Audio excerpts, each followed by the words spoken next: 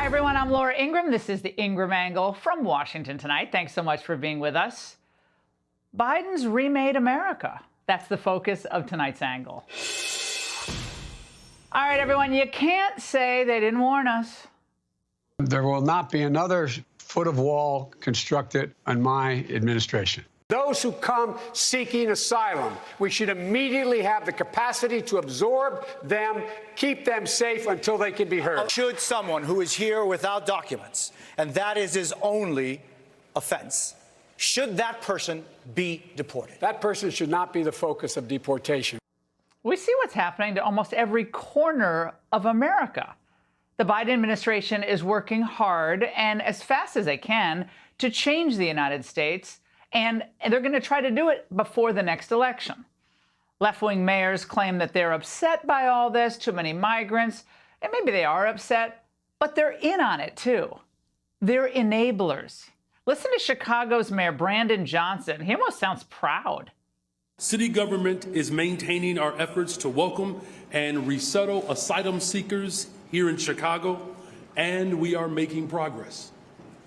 In partnership with the state, we have successfully helped over 10,000 new arrivals to resettle in the area and reunite with family and friends in various places. Meanwhile, the migrants keep coming and coming and coming. Until recently, many were camped out in Chicago police stations, but most of those have been removed, and now many of those are living outside. Now, right now, it's 20 degrees in Chicago, but the real feel is just, 9.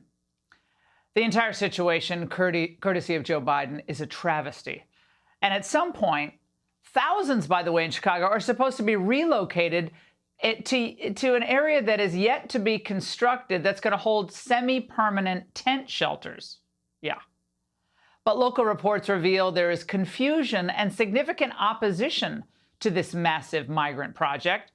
And all of this and more explains why Johnson has a 28% approval rating.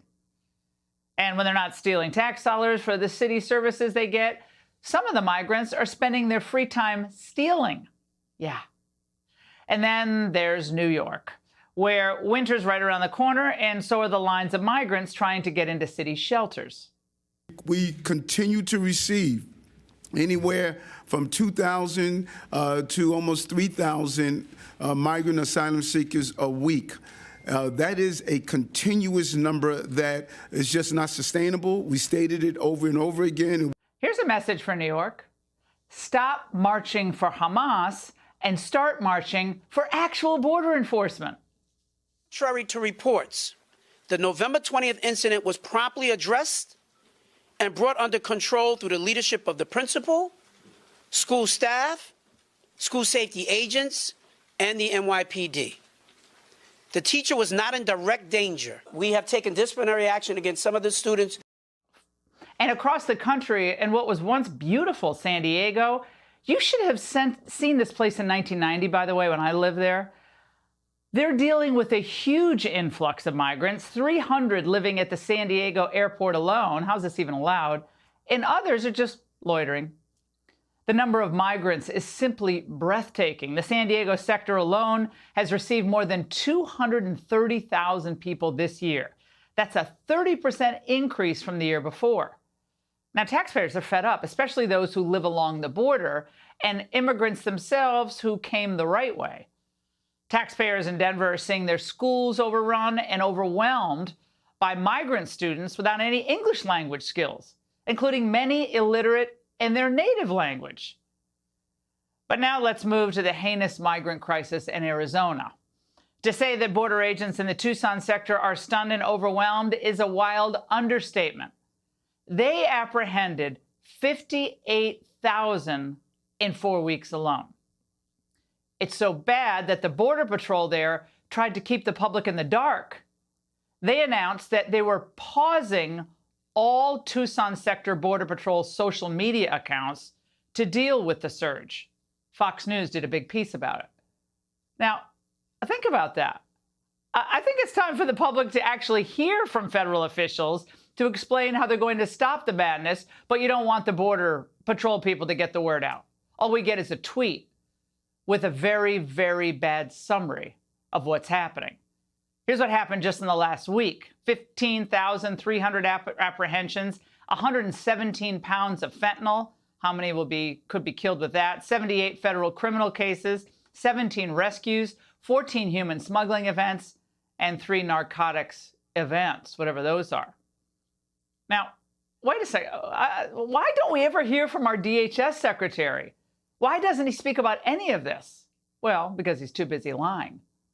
The answer is quite clear, and that is to fix a system that everyone agrees is fundamentally broken, and we need congressional action. For the 12 million people who are here in the United States who have been contributing so fundamentally to our country's well-being. They're our neighbors, our friends, our fellow congregants.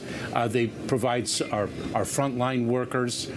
Oh, yeah, like the migrant teen who was accused of brutally murdering a homeless man in New York just recently. Yeah, they're contributing.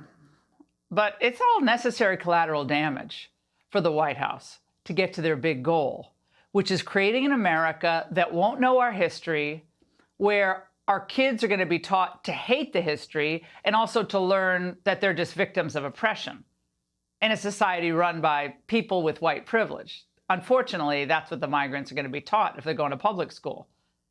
So this is Biden's America.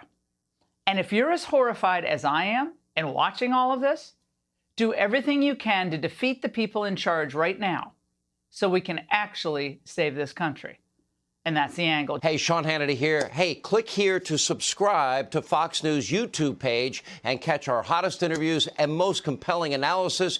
You will not get it anywhere else.